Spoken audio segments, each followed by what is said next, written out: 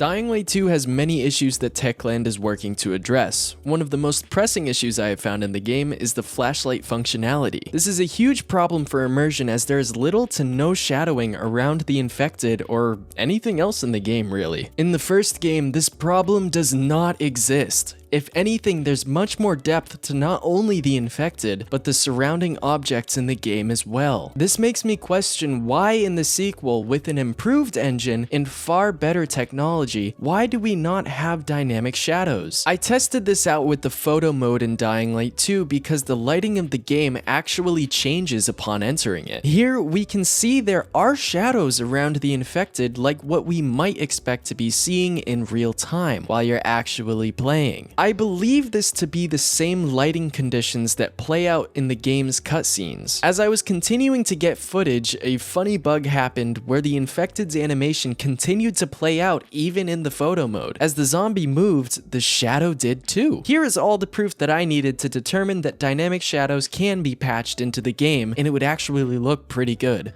I find that the flashlight in the second game tends to wash out the image, especially when you're playing with different color grading modes on. Flattening an image in a game really detracts from the experience and it pulls you out of it, breaking immersion completely. I am unsure why the lighting changes when you go into the photo mode to match the cutscene lighting, but I noticed that there were no performance hits with the added shadows. Maybe this was done so the photos themselves just look better. It's possible that this was tested and they discovered that there were less consistent frame rates when roaming around the open world. Maybe with the gore and physics being rendered in, there were visual artifacts. Whatever the case is, I much prefer the look of the shadows that revolve around the flashlight. Something else I'd like to note is on PC, you can actually turn on a ray traced flashlight. Unfortunately, I don't have my own footage to show for this because I no longer have a PC, but as I toggled this feature on and off, I was expecting to see the dynamic lighting that I am speaking of in this video, but I honestly saw no change at all, except for the lower frame rate, of course. One more substantial change that I think they could add to the flashlight is flashlight inertia. This is unfortunately another feature of the flashlight that is lacking in the sequel, but I think a simple change to the movement of the flashlight will provide a much more immersive experience like the original game does. If Techland can pair inertia with dynamic shadows, that will do wonders for this game. Nighttime in Dying Light 2 will improve drastically with these additions.